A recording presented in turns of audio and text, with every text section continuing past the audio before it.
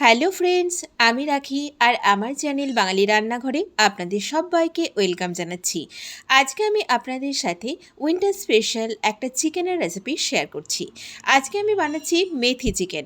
এখন কিন্তু বাজারে টাটকা টাটকা বেশ মেথি শাক উঠে গেছে, আর সেই টাটকা ফ্রেশ মেথি শাক দিয়ে আমরা খুব সহজে এই মেথি চিকেনের রেসিপিটা বানিয়ে নিতে পারি। আর এটা কিন্তু রুটি, লুচি, পরোটার সাথে অসাধারণ খেতে লাগে। বানানো খুবই সহজ, আশা করি আপনাদের খুবই ভালো লাগবে। চলুন তাহলে আজকের এই রেসিপিটা আমরা দেখে নিই।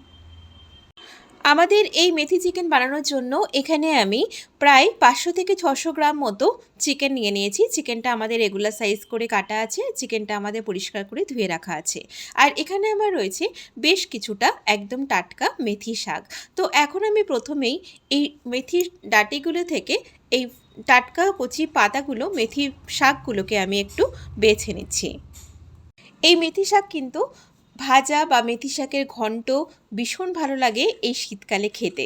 তো দেখুন, এই পাতাগুলো আমাদের বাছা হয়ে গেছে আর এটাকে ভালো করে আমি ধুয়েও নিয়েছি। এখন এই চিকেনটাকে বেশ কিছু উপকরণ দিয়ে আমি ম্যারিনেট করে নিচ্ছি।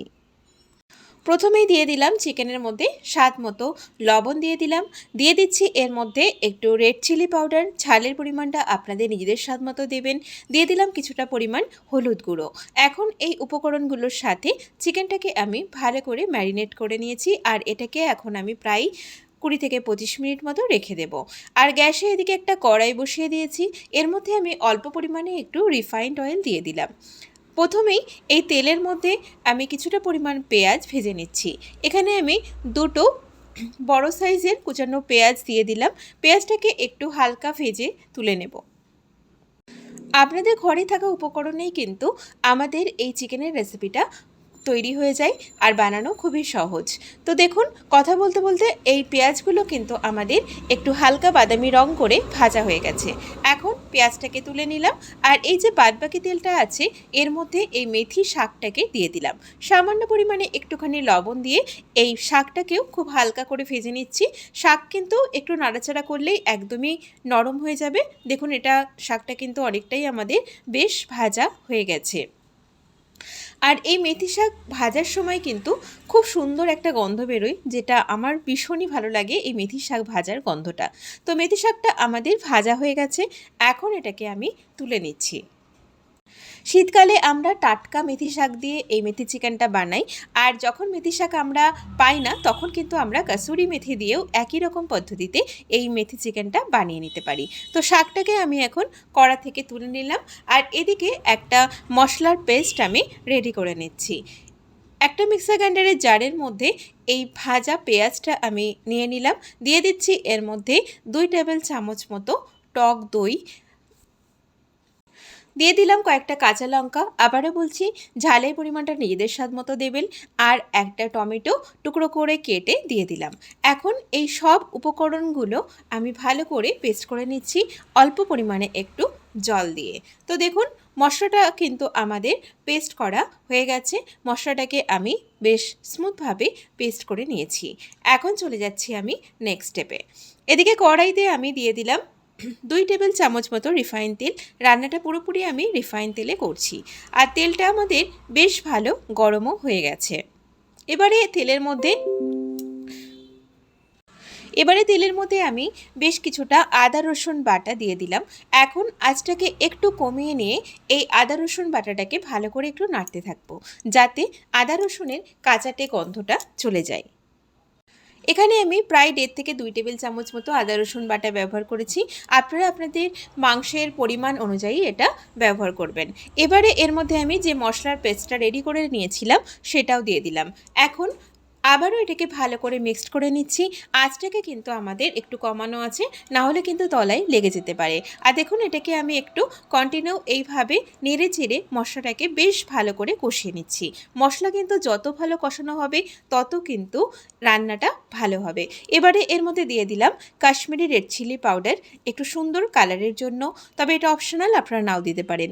দিয়ে দিলাম 1 চা চামচ মতো ধনে গুঁড়ো, আর দিয়ে দিচ্ছি এর মধ্যে জিরে গুঁড়ো 1/2 চা চামচ মতো। স্বাদ মতো একটু লবণ দিয়ে মশলাটাকে ভালো করে কষিয়ে নেব। আমরা কিন্তু চিকেনটা ম্যারিনেট করার সময় লবণ দিয়েছি, তাই লবণের পরিমাণটা আপনারা অবশ্যই একটু বুঝে দেবেন। তো দেখুন মশলাটা আমাদের অনেকটাই বেশ কষানো হয়ে গেছে। এবারে এর মধ্যে আমি 1/4 চা চামচ মতো কয়েকটা দানা একটু চিনি দিলাম স্বাদের ব্যালেন্স আনার জন্য। তো দেখুন মশলার কালারটা কিন্তু আমাদের খুব সুন্দর এসে গেছে।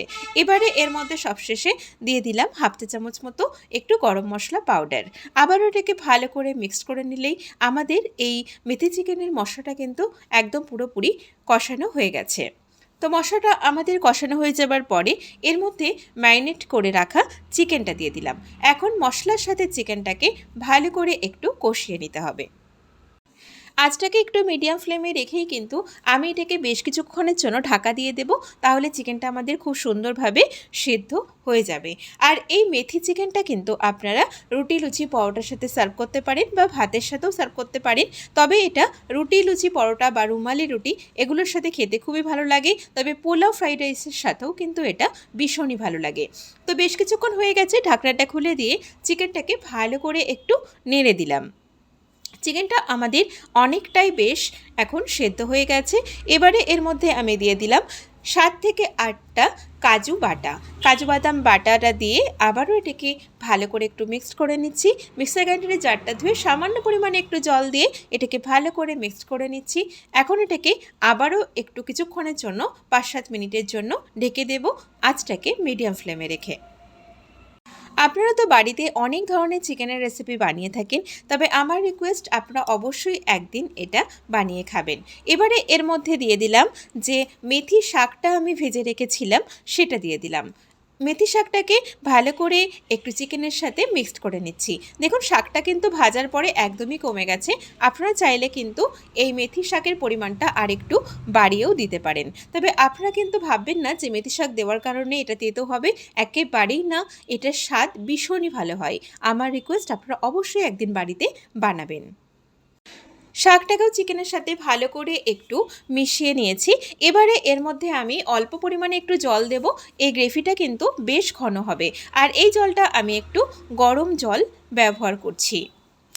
আর চিকেনটা কিন্তু আমাদের অনেকটাই বেশ সেদ্ধ হয়ে গেছে, তাই জলের পরিমাণ কিন্তু খুব বেশি দেওয়ার দরকার নেই, আর এটা একটু ঘন গ্রেভি হবে। এখন এটাকে আমি আবারও ঢেকে দিলাম প্রায় 5 থেকে 7 মিনিটের জন্য। বেশ কিছুক্ষণ হয়ে গেছে, আমাদের এই চিকেনের রেসিপি কিন্তু একদম পুরোপুরি রেডি হয়ে গেছে। দেখুন এটা কিন্তু খুব সুন্দর একটা কালার এসেছে, দেখতেও বেশ ভালো হয়েছে। তো আমাদের এই মেথি চিকেনের রেসিপি আপনাদের কেমন লেগেছে অবশ্যই আমাকে কমেন্ট করে জানাবেন। ভালো লাগলে ভিডিওটাতে লাইক করবেন, শেয়ার করবেন, কমেন্ট করবেন। আর আপনারা সবাই খুব ভালো থাকবেন, সুস্থ থাকবেন।